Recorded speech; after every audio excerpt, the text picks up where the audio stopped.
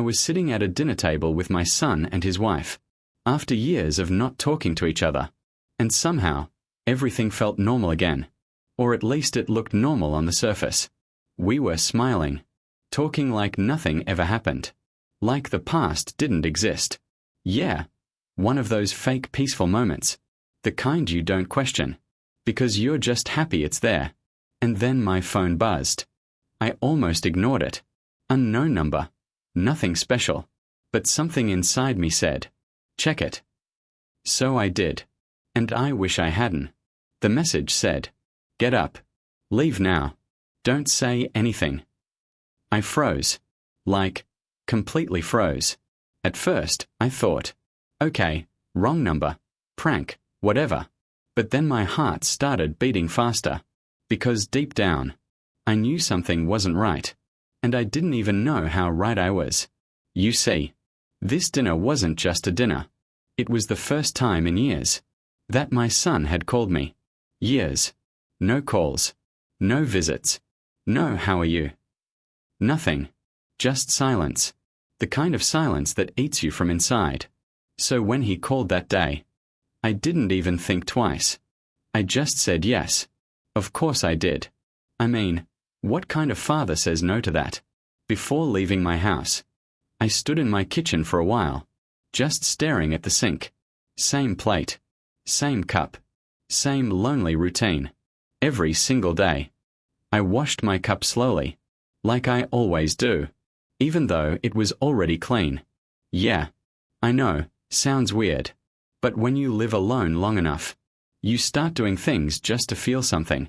And that's when I thought, maybe tonight will be different. Maybe things will go back to how they used to be. Maybe, just maybe, I'll have my family again. I even wore my best clothes. Not brand new, but the best I had. The kind of outfit you wear when something actually matters. And yeah, I brought a gift too. A bottle. Not cheap. Because I wanted the night to feel special. Stupid, right? The ride there felt long. Too long. I kept thinking about what I would say. How I would act. Should I apologize? Should I bring up the past? Or just ignore everything? My mind was all over the place. But my heart was just hopeful. Then I reached the house. And man, I wasn't ready for that. It wasn't a house. It was huge. Like, crazy huge. Big gate. Perfect lawn. Fancy lights everywhere. 2 expensive cars parked outside. And I just stood there thinking, wait, what? Because last time I checked, things weren't going that great for them. So how did they end up here? That question hit me hard. But I pushed it aside. Because I didn't want to ruin the moment. I just wanted to be a father again. They opened the door before I even knocked. Like they were waiting. Big smiles. Too big. Too perfect. You're finally here. That's what they said. And yeah, it felt good hearing that. But something about it felt off. I just couldn't explain it yet. They welcomed me in. The house inside. Even crazier. Everything looked expensive. Clean. Perfect. Like nobody actually lived there. You know what I mean. Like a showroom. Not a home. We sat down at the table. Dinner was ready. And here's the thing. It was my favorite dish. Exactly how I like it. And that's when my brain went, wait. Because I never told them that. Not really. Not enough for someone to remember like that. But again, I ignored it. Because I wanted to believe. They kept smiling. Talking. Asking about my life. Acting like they cared. And honestly, I was falling for it. Yeah. I admit it. I was happy. Then came the drinks. Have one. Relax. Enjoy the night. Nothing pushy. Nothing obvious. Just smooth. Natural. Perfect timing. And I went along with it. Because why wouldn't I? It was my family. But after a while, something felt strange. My head got a little light. Not drunk. Just off. Like things were slightly slower. Like my thoughts weren't as sharp. I told myself, Maybe it's just the drink. Yeah, that's what I told myself. Then my phone buzzed again. Same number. This time. I didn't hesitate. I opened it immediately. And what I read made my blood run cold. Stand up. Leave now. Don't trust them. I felt it. That sudden drop in your stomach. When your body knows something, before your mind accepts it. I looked up. They were both watching me. Not talking. Just watching. And suddenly, those smiles didn't feel warm anymore. They felt calculated. You okay? He asked. I nodded. Forced a smile. Yeah, just need some air. My voice sounded normal. But inside I was freaking out. I stood up slowly. Tried not to rush. Tried not to show anything. Every step felt heavy. Like they were watching every move. Maybe they were. I didn't go where they told me. Didn't go to the bathroom. I just kept walking. Straight. Through the hallway. Into the kitchen. And then I saw the back door. That door felt like freedom. Or maybe escape. I didn't even think. I just opened it. And stepped outside. And here's the part that still gives me chills. No one followed me. No one called my name. No one stopped me. It was like they expected me to come back. The cold air hit my face. And suddenly, everything started clearing up. My head. My thoughts. Everything. Too fast. And that's when it hit me. Something was wrong. Really wrong. I wasn't just feeling dizzy. I wasn't just tired. Something had been done to me. I pulled out my phone, hand shaking, and called a ride. Didn't even think twice. Just needed to get away. As I sat in the car, I kept thinking about that message. Who sent it? How did they know? Why me? And then, I did something that changed everything. I called the number back. The call connected. And a voice answered. Calm. Cold. Like they already knew I would call. And what they told me next made my heart stop. The call connected. For a second, there was just silence. No background noise. No movement. Nothing. Just breathing. Slow, controlled, calm breathing. The kind that makes you feel like the other person already knows everything. Then the voice spoke. Low. Steady. You actually listened. That sentence alone sent a chill down my spine, because it didn't sound surprised. It sounded expected. Who is this? I asked. My voice. Yeah. It wasn't as strong as I wanted it to be. There was a pause. Then the voice said, that doesn't matter right now. You need to understand one thing. You were in danger. I frowned. Danger? From who? From what? I almost laughed. Because just a few minutes ago, I was sitting at dinner with my own family. Listen, I said, trying to stay calm. I was with my son. Big mistake. The voice cut me off immediately. I know exactly who you were with. That's when my heart dropped. The car kept moving. Streetlights passing by one after another. But inside that car, everything felt still. Then explain it, I said. Explain what you mean. Another pause. Longer this time. Like the person was choosing their words carefully. Then they said, your drink. It wasn't just alcohol. I felt something twist inside me. What are you talking about?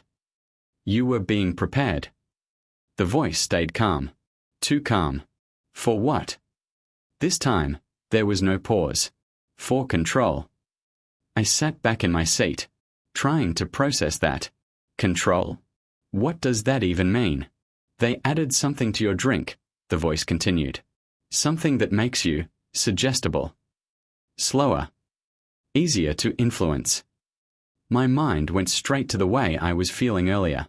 The dizziness. The slow thoughts. The strange calmness. That wasn't normal. Not after just a couple drinks. No, I whispered. No, that's not possible. But even as I said it, I knew it was. Because deep down, everything was starting to make sense. They were going to make you sign documents, the voice said. Important documents. My chest tightened. What kind of documents? There was a slight shift in tone now. Still calm, but heavier. Everything you own. I stopped breathing for a second. What? Your business. Your assets. Your control. All of it. I shook my head. No, you're wrong. But my voice. It didn't believe what it was saying. Think, the voice said. Think about the questions they asked you. And I did. I remembered everything. Every word. Every little detail. They asked about my business. About ownership. About future plans. About retirement. About legal stuff.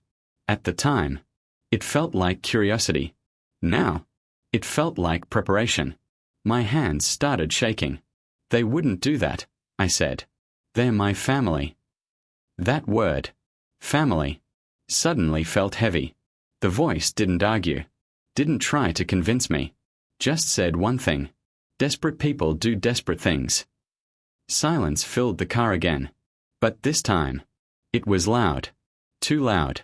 Why are you telling me this? I asked. Why help me? Another pause. Then the answer came, soft, almost human. Because someone had to. That didn't sit right. Who are you? No answer.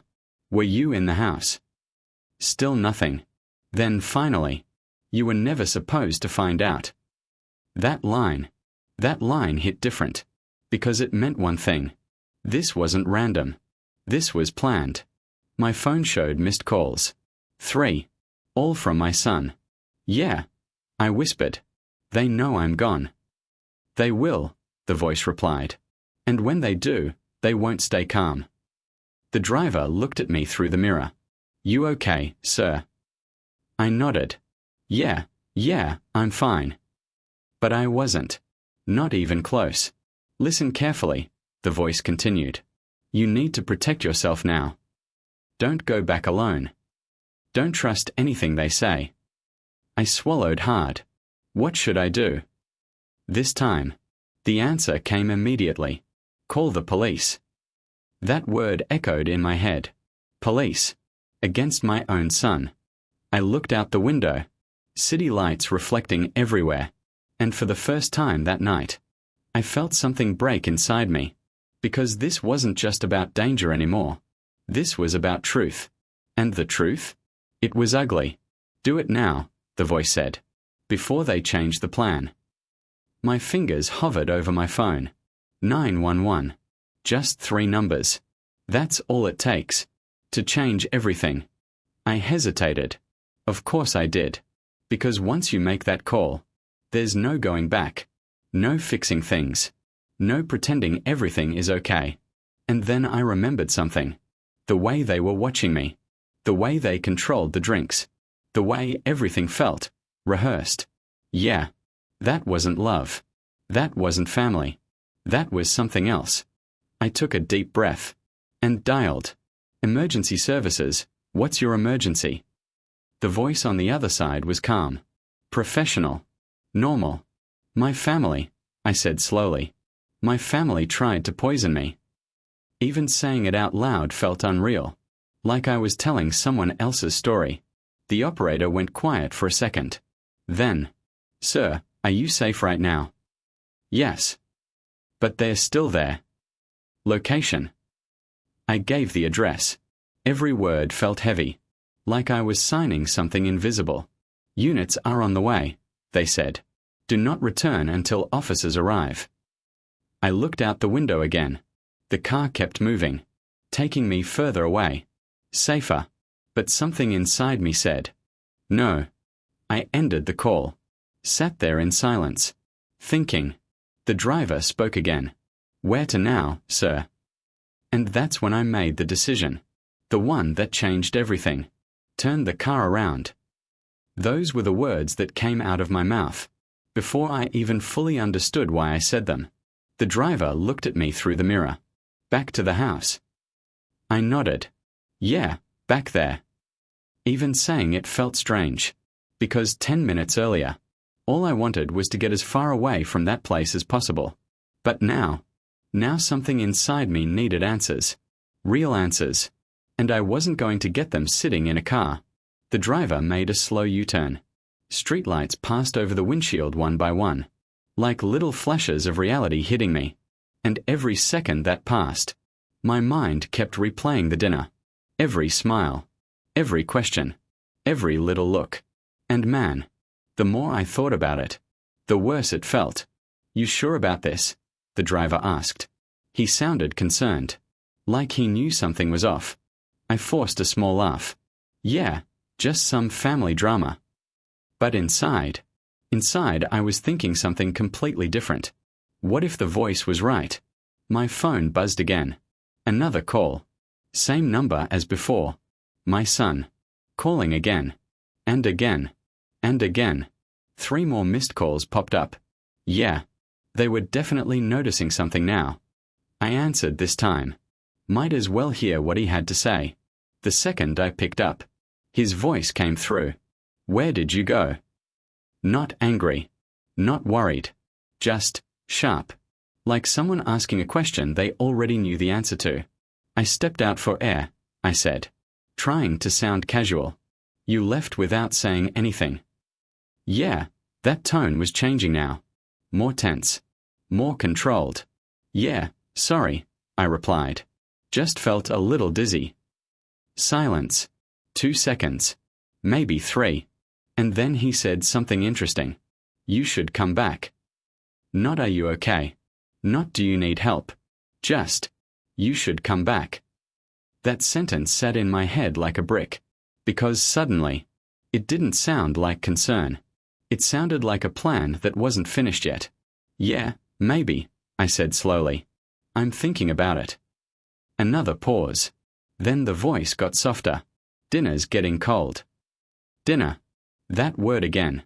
Like everything was about finishing that dinner. "I'll call you back," I said. And I hung up. The driver pulled into the street again. The same street. Same lights. Same house sitting there at the end like nothing had happened. Calm. Quiet. Perfect. But now when I looked at it, it didn't feel like a home. It felt like a stage. And I had just walked out in the middle of the show. The police said they were on the way. I remembered that. Which meant I had 2 choices. Wait. Or watch. "Stop here," I told the driver. About half a block away. He parked the car. I paid him. He looked at me again. "You sure you're good?" I nodded. "Yeah. I'll be fine." He didn't look convinced. But he drove away anyway. Now it was just me.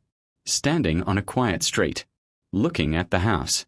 And man, it felt different now. Before, it looked impressive. Now it looked fake. Too clean. Too perfect. Like it had been built for something else entirely. Lights were still on inside. I could see movement through the windows. Shadows walking back and forth. Fast. Nervous. Yeah, they definitely knew something had changed. My phone vibrated again. Another message. But not from my son. From the unknown number. The same one that warned me earlier. The message said, "Don't go inside." Short. Clear. Direct. I typed back, "Who are you?" 3 dots appeared immediately. Then the reply came. "Someone who knows the truth." Yeah. That answer didn't help much. Another message came right after. "Police are 6 minutes away." My stomach tightened. 6 minutes. That meant whatever was happening inside was about to end. I kept watching the house. And that's when something strange happened. The garage door opened. Slowly. Quietly. And a black car rolled out. My heart started pounding. Because guess who was driving? My son. The car stopped halfway out of the driveway. Like he wasn't sure what to do. Then his wife stepped outside. They started talking. Arguing maybe. I couldn't hear them from where I stood. But their body language? Yeah. It was tense. Really tense. She pointed toward the street. Toward the direction I left. He shook his head. Hard. Like he was saying no. Then suddenly, he got back in the car. and the car started moving. Straight down the street. Toward me. My brain screamed one thing. Move. So I stepped behind a parked truck. Heart pounding like crazy. The car passed slowly. Really slowly. And for a second, I saw his face through the windshield. And man, that look. I had never seen that look before. Not from him. Not ever. It wasn't worry. It wasn't fear. It was anger. Pure anger. The car kept driving. Disappearing at the end of the street. Like he was going to look for me. My phone buzzed again. Unknown number. New message. He's looking for you. Yeah. No kidding. Another message came right after. Stay hidden. I looked back at the house. His wife was still outside. Standing in the driveway. Looking around. Like she was thinking. Planning something. Then suddenly, blue lights flashed at the end of the street. Police. Right on time. 2 patrol cars turned the corner. Lights spinning. Silent. Fast. And the moment she saw them, her face changed. Completely. The calm. The perfect smile. The polite act. Gone. Just like that. She ran back inside the house. And that's when I realized something terrifying. They weren't scared. They were preparing. And whatever they were preparing for. The police were about to walk straight into it. The police cars stopped right in front of the house. Lights flashing. Engines running. But no sirens. Yeah, this wasn't loud chaos.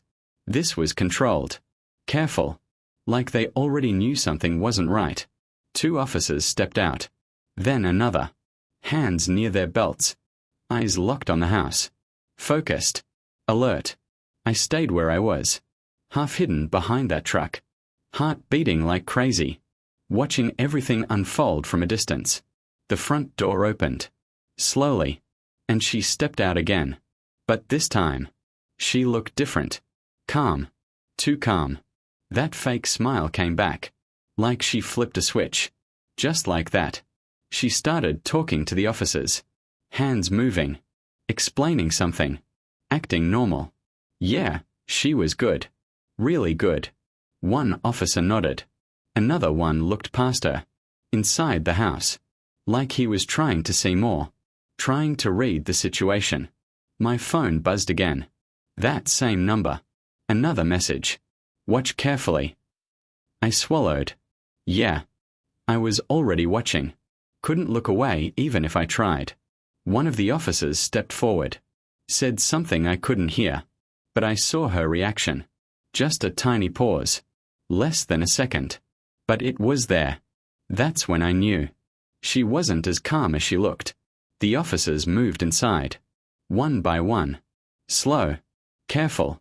And the moment they crossed that door, everything changed. A loud noise came from inside. Like something fell. Hard. Then another sound.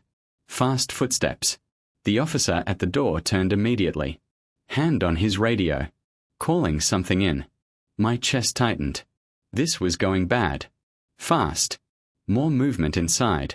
Shadows rushing past the windows. Not normal. Nothing about this was normal anymore. Then I saw it. Something I will never forget. A man ran across the hallway inside. Fast. Not my son. Someone else. I froze. Because that meant one thing. There was someone else in that house. Who the hell is that? I whispered to myself. Another message came instantly. Like they were watching with me. Now you see it. My hands started shaking. This wasn't just about family anymore. This was bigger. Way bigger. One of the officers rushed back outside. Speaking into his radio quickly. Calling for backup. Backup. Yeah. That word hit hard. Then everything exploded at once. Shouting inside. Loud commands. Stay where you are. Hands up. Glass shattered. A window broke from the side of the house. And someone tried to jump out. But they didn't get far. An officer tackled them immediately. Hard. Straight to the ground. I stepped forward without even thinking. Just a little closer. Trying to see. Trying to understand what was happening. The person on the ground struggled. For a second. then stopped, cuffed, done. And when they lifted his face, I felt my stomach drop. I didn't know him. At all. That hit me harder than anything. Because if I didn't know him, then why was he in my son's house? More officers arrived. Cars pulling up fast. Lights everywhere now. The whole street lit up blue. Neighbors started coming out. Watching. Whispering. Yeah, the quiet night was gone. Another person was brought out of the house. This time, it was her. Hands behind her back. No smile now. No act. Nothing. Just silence. Cold silence. She didn't look at the officers. Didn't look at the crowd. She looked straight ahead. Like she had already accepted everything. And that scared me more than anything. Then, finally, I saw him. My son. They brought him out slowly. 2 officers beside him. Hands cuffed. Head slightly down. I felt something break inside me again. Even after everything. Even after what I heard.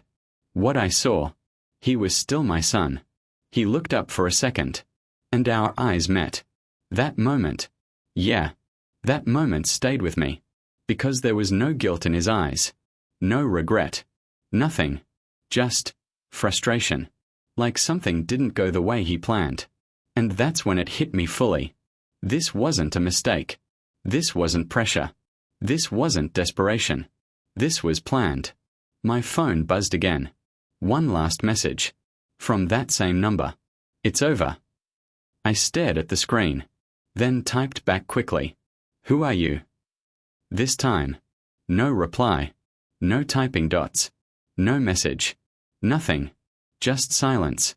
I looked back at the house. Police everywhere. People talking. Everything falling apart. And I stood there, trying to understand one thing. If that message never came, if I never walked out, if I stayed at that table, what would have happened to me?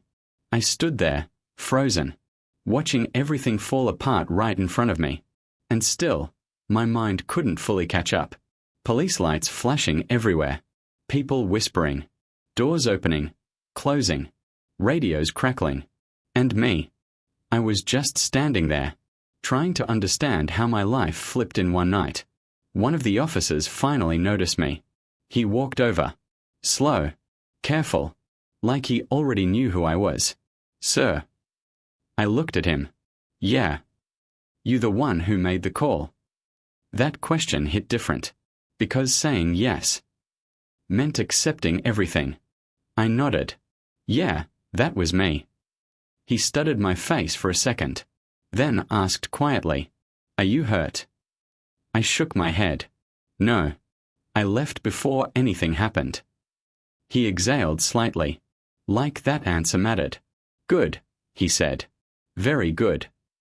That very good. Yeah, it didn't sound casual. It sounded like I got lucky. Really lucky. What's going on? I asked. Who was that guy inside? The officer glanced back at the house. Then back at me. Like he was deciding how much to say. You might want to sit down for this, he said. Yeah. That's never a good sentence. Not ever. I leaned against the truck instead. Just tell me. He nodded. Lowered his voice a bit. That house, he said, was being used. Used for what? He paused. Then said it straight. Fraud. Manipulation. Asset transfer. My stomach dropped. They've done this before, he continued. Different people. Same setup. I blinked. Different people. He nodded. Targets. That word hit hard. Targets. They build trust, he said. Rebuild relationships. Bring people in close. Every word felt like a punch, because I had lived that part already. Then what? I asked, even though part of me didn't want to hear it. They isolate you, he said. Lower your guard. Use substances, light ones, nothing obvious. My head started spinning again. Because yeah, that's exactly what I felt. Then they get signatures, he continued. Legal papers. Transfers. Power of control. I looked at him. Slowly. Everything I own. He didn't say yes. But he didn't need to. That man you saw? I asked. The one running. The officer nodded slightly. Specialist. Specialist in what? He looked me straight in the eyes. Forgery. I felt my chest tighten again. They don't rush it, he said. They wait until the person is fully relaxed, confused, not thinking clearly. And suddenly, everything made sense. The drinks, the smiles, the timing. They were close tonight, he added. Very close. Those words.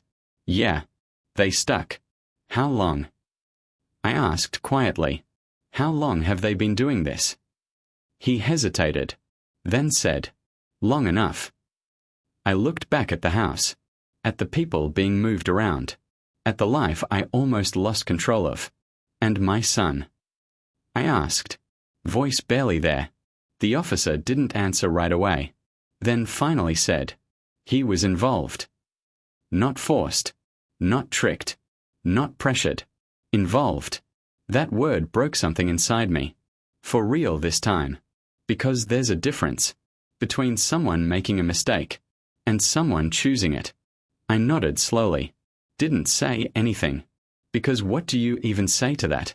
Another officer walked up, whispered something to him. They both looked at me for a second, then back at each other. What? I asked. The first officer turned back to me. There's something else, he said. Of course there was. There's always something else. What now? I muttered. He took a breath, then said, You weren't the original target tonight. I froze. What? You weren't supposed to be there, he said. That didn't make sense. They invited me. He nodded. Last minute change. My mind started racing again. If not me, then who? He looked toward the house, then back at me. Someone else was supposed to come tonight, he said, but they didn't show up. I felt a strange chill run down my back. And that message? I asked. The one that warned me? He held my gaze. Serious now. That's what we are trying to figure out. My phone suddenly felt heavy in my hand, because whoever sent that message knew everything. Not guessed. Not assumed. Knew. Another officer called out. They are ready. The first officer nodded, then looked at me one last time. You should come with us, he said. We'll need a statement. I looked at the house again, at the flashing lights, at the people being taken away, at the life I almost lost. Then I looked down at my phone, at that last message. It's over. But something didn't feel over. Not completely. Because one question was still there, stuck in my head, louder than everything else. Who sent that message? I sat inside the police station, hands wrapped around a cup of water I wasn't even drinking, just staring at my phone. Same screen. Same message. It's over. But it didn't feel over. Not yet. Because one thing was still missing. The truth about that number. Hours passed. Questions. Statements. Details. Everything from that night. Replayed again and again. What I drank. What they said. What I felt. When I left. Every small detail mattered. And slowly, piece by piece, the full picture started forming. But that one question. Still unanswered. Who warned me? Finally, one of the officers walked in. The same one from earlier. Calm. Focused. He sat across from me, put a file on the table, looked at me for a second, then said, We found something. My chest tightened. About the number. He nodded. Yeah. I leaned forward slightly. Didn't even realize I was holding my breath. He opened the file, flipped a page, then turned it toward me. There were multiple reports, he said. Different cases, similar pattern. I frowned. What kind of pattern? He looked straight at me. Victims being warned, right before it happens. I blinked. What? He nodded slowly. You're not the first person who got a message like that. A chill ran down my spine. Same style, he continued. Short, direct, always just in time. I stared at him, trying to process that. So, you know who it is. He paused, then said something I didn't expect. No. That word hit different. We've traced numbers before, he explained. They never lead anywhere real. Burner phones, fake signals, gone within hours. I leaned back slowly. So, someone just watches. He didn't answer directly, just said, someone knows more than they should. Silence filled the room. I looked down at my phone again. That message, that simple line, that saved my life. Whoever it is, I said quietly, they saved me. The officer nodded once. Yeah, he said. They did. I left the station early in the morning. Sky just starting to turn light. Fresh air. Quiet streets. Everything felt different. Not peaceful. Not yet. But clear. For the first time in a long time. My mind wasn't confused. It was certain. I lost something that night. Yeah. I won't lie about that. I lost the idea of family. The version I kept holding onto. The one that wasn't real anymore. And that hurt. A lot. But at the same time, I realized something important. Not everyone who smiles at you is on your side. And not everyone who saves you will ever show their face. Days passed. Then weeks. The case grew bigger. More names. More victims. More truth coming out. And every time I heard something new, I just sat there thinking, that could have been me. But it wasn't. Because of one message. One warning. One unknown person. Who decided to step in. Sometimes, late at night, I still check my phone. Just in case. Just to see if another message comes through. Nothing ever does. No follow-up. No explanation. No goodbye. Just that one line. Sitting there. Like it was enough. And maybe it was. Because some people don't stay in your life. They just show up. Right when you need them most.